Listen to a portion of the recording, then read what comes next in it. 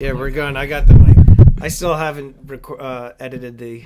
We're recording right now. Anyway, I still haven't edited the video where you were cursing up a storm on that one.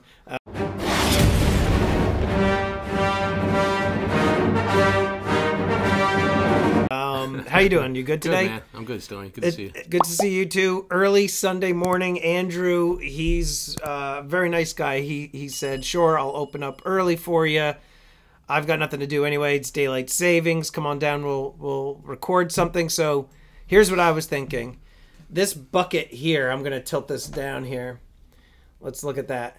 All right. So you've got this bucket of, I don't know, just eyeing this up. Like, how much would you say? This is a $200,000 lot. $200,000 in here, everybody. Look at this. And it's varying carats of gold and jewelry.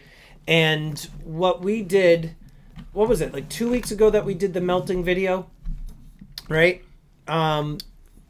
We got a lot of views on that thing. We got like 180-something thousand views. Yeah, sure. Congratulations for making second place on the channel. Now all you have to beat out is that Dave Ramsey thumbnail. Who is Dave Ramsey anyway? He's like a quote-unquote financial guru, like self-help guy that tells people to get out of debt. Look familiar when I see it. Yeah, he's just like one of those finance people that just tell people, save your money, don't go into debt, blah blah blah blah blah. But then he also bashes precious metals and he bashes. He's anti-metal. He's anti-metal. Oh wow. Whereas like he's like on the opposite spectrum of like like a Robert Kiyosaki, who's like another nut job, but he's like the one that's like gold and silver is amazing and pro metals. Yes. Yeah. So what we did in that one video, we saw all of the gold that you were putting into the melter. What is it called? The smog? What is that thing called? Crucible. Crucible, that thing too. But we didn't see the process of what you do to go through it all. Because you said like you have like a process, like you pick through it, certain things, like you're popping out gems and things like that. Yeah, so a lot of this stuff was, I did go through it and remove a lot of it. You did it already? Stuff like this was a high school ring. There was a big stone in there. It was ripped out. Would you like use your teeth? You just pulled it out with your teeth? And stuff like this. Even this too. This was a diamond tennis bracelet. And you take all the diamonds out. So how do you just sit there with like a little... Sit there with pliers. One by one? Yeah, but it's nothing. Those pliers, bend that metal like nothing. I know, but the time required, it's tedious. It's money too. Right. They're diamonds. They're not. It's not like you're removing it for nothing. Right. They were worth hundreds of dollars. Right. But listen, I basically go through it. I look for anything resellable. Okay. Oddball stuff too. Look at this. Now what? Okay. So, how much does this thing weigh? I could tell you, I paid like $17,000 for it. For this thing. But grams, everybody knows grams. Yeah. So, this is 14 karat gold, 457.3 grams. So, I think I paid somewhere between $16,000 and $17,000 for this piece. That's ridiculous. Yeah, it's a big piece. How come you're not going to wear this? Somebody cut your arm off. You have that thing on. I mean, yeah, but look at the stuff that you already are wearing. I mean, you've got this. This is like $16,000, $17,000. This is like $1,500. This is like a little different. That's scary to wear something like that out in public. Now I know some cultures though, and I don't know the laws for it, but I know that some cultures, like, they believe in gold. Like, I know like Indian culture and Chinese culture, like, they're big proponents of gold, but a lot of them will buy items and have them as like jewelry and wear it, because I guess like you don't have to necessarily declare jewelry when you're traveling across international lines or something. Yeah. Whereas if you have like a tube of buffaloes, you have to declare it. Yeah. What's this? What's that thing? This is a piece of a pocket watch. Outside cover of a pocket watch. 14 karat gold. This is 14 karat gold that I'm holding right now? It looks like silver. It's stamped on the other side. You see it? Yeah. It says 14 karat gold, but I want to show you this. This is dental gold. That's disgusting. This is the roof. That looks like a retainer. Yeah, of gold. 16 karat gold. See, I wouldn't want to even touch it. I'll give you $5 to put that in your I mouth. definitely wouldn't put it in my mouth. Definitely not. But, Dude, what's the like? I want to say like, what's the coolest thing you've ever seen when you've, essentially got like what is that thing? Those were other jewelry stores pick it out, try to resell it, and they weren't able to sell it, so I take it back. But I have the ticket number written on here, so I don't forget to like who, go what, back and make it. Like look at this guy. What is this? It's like a little action figure in gold. Can I open this? Yeah, sure. Just don't mix it up. But look at this. This is a scorpion. This is nice stuff. Here, put that over right there, over here by the lens. No, over here. No, back up here, like that. There you go. That's actually pretty cool. Are you gonna pick out all the diamonds of that? Nah, you know what? Like I said, other stores tried to sell this stuff and they couldn't sell it, so they returned it back to me, and I'm just gonna melt it, throw it in the melt. What is this? Is this supposed to be Jesus, or is this like a hobo with a couple of dogs? No, I don't know which one with the dogs. I think that's Saint Lazarus. Oh, okay. That was my next guess. I was like, why is there a homeless guy with some stray dogs? A homeless guy. That's my takeaway. If you look in this lot, right? Yeah. Look at how many high school rings. So many high school rings are always in here. Are these are actual gold, right? But they're actually made. They're made very well. Actually, they're usually 10-karat gold. You can have the option of made in 14 or 18, but I usually see them in 10. But they're a nice heavy ring, right? And they're usually very like plumb to the carat. They're like 10-karat on the nose. They're really made by a really good company. Most of them. Is it the same company that for BAL? Do they? UF, I think it's. Is it like the same company that does like the MLB? Yeah. It's just high school rings. Look at that. High school rings and wedding bands. Yeah. There's more wedding bands in here than unbelievable. I feel like it's going through prop jewelry. There's just, there's a lot of stuff here. This is all just chains.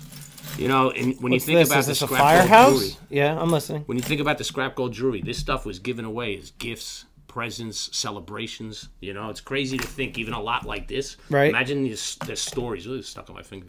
Imagine the stories that must be behind all this of it. lot. You know what I mean? Some of them passed down from generations. Some of them, their happy anniversary, happy birthday. There's a little bit of everything in here. Stuff from different countries. Right. You know what I mean?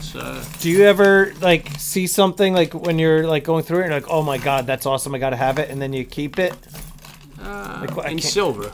Silver you do? Because it's not so as much money? Nah, you know what? I see a lot of... I have found a keychain the other day. It was a sunken a shipwreck coin made into a keychain. Okay. Stuff like that's cool. You know what I mean? I don't really see stuff like that in gold that much.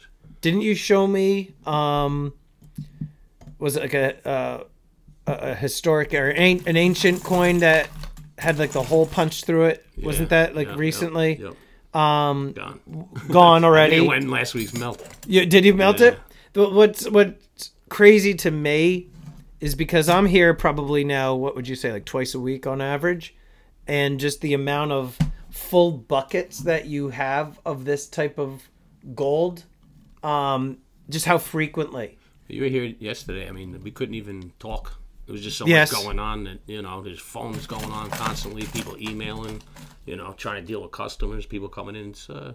It's pretty crazy doing trading hours. Sugar. Oh, got you, man. You gotta be careful. I forgot that the retainer is still in there. I don't want to be going through it. But this stuff's cool, but I'm going to show you some of this stuff. These are some coins that came in. Bring them over here. Let's see. This is some wild stuff. This is a pretty neat set that came in.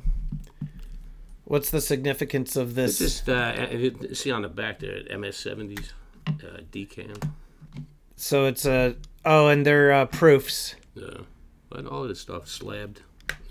Does this stuff end up on the site, or you just sell it to the company? And... See, look, this is a nice lot right here of pre-33 gold. Libs and $20 Saints. Oh, I gotta tell you what I'll tell you off camera what I just did with some pre-33. But this stuff, will this all end up on your website? Bayshore Bullion Exchange.com. Bayshore Bullion Exchange.com. So what I do is I keep the nice stuff for the site. Yeah. Anything, these will go on the site. This won't. That I promised to another dealer. This already is promised away. But anything new in package, these will go on the site. Yeah. These eagles, these are beautiful. They're BU conditioned. They'll go on the site. Maybe keep a couple buffaloes. But now, this is pretty neat. 1 ounce round. Oh, it's a round. made by, I think, Golden State Mint. And this is pure gold. Yeah, 1 ounce. This is of the 250. Like a generic round. I didn't know that they made generic gold rounds. Yeah, sure. And this is the $2.50 Incuse Indian head, right? Yep. That is really cool. Yeah, nice piece. But are you gonna melt it down? It's on the site right now. Spot plus $40, I think. That's pretty cheap. But if it's not sold by the end of the day today, I'll He's just sell gone it on the wholesale market. Oh, so let me ask you: are you gonna keep all of this stuff?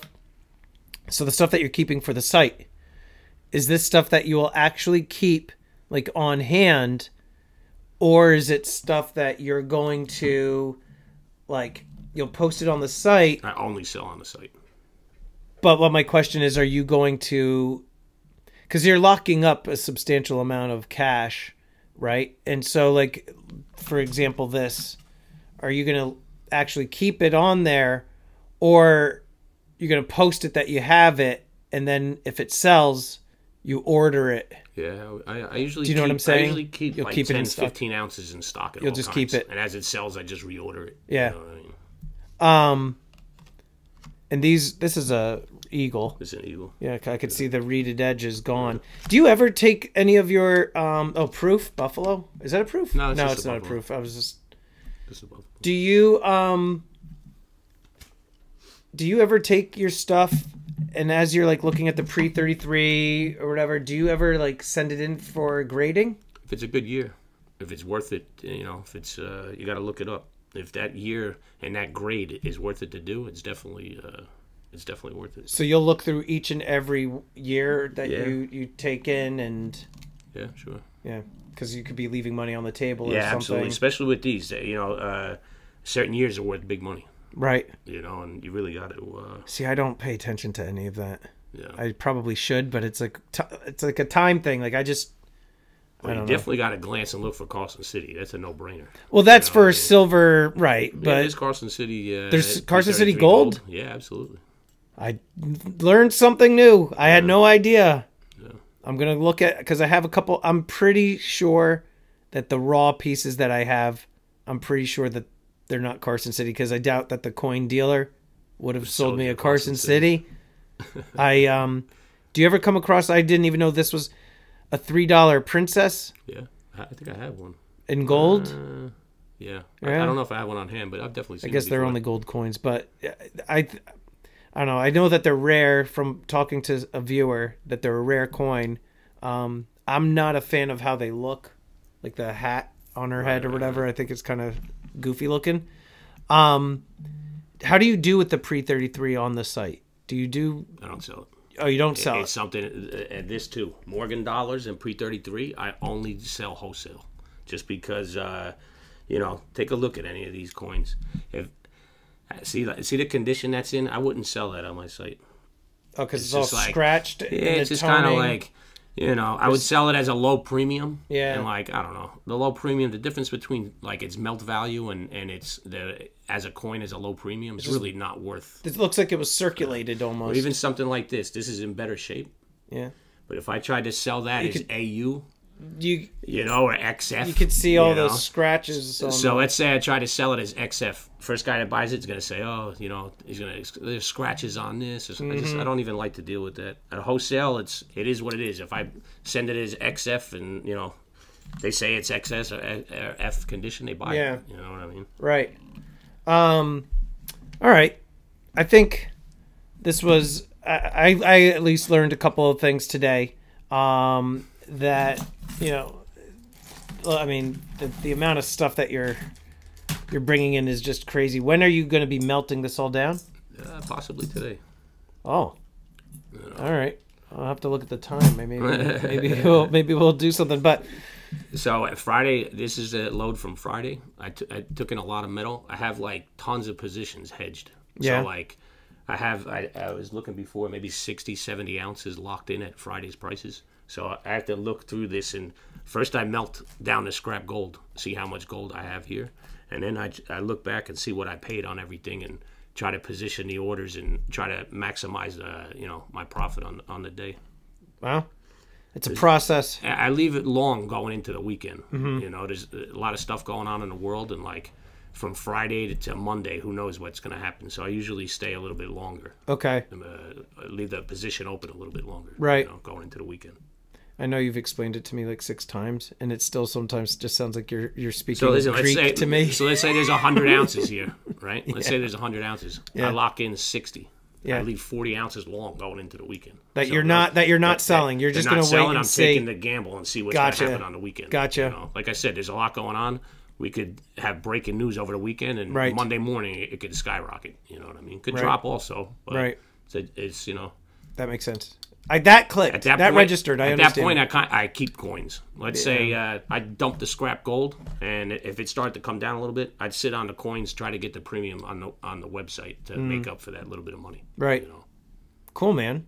All right. Well, I might I have to look at the time. I might stick around and see if we can melt something. If not, we'll record a different video. But I appreciate you. You know, walking us through everything. I'm still looking at this humongous thing. I can't even fathom who would be wearing that. But yeah, we'll see you on the next one. Thanks again, everybody. Make sure you check out Bayshore Bullion Exchange.com, and we'll see you on the next one. Good to see you, man. You too.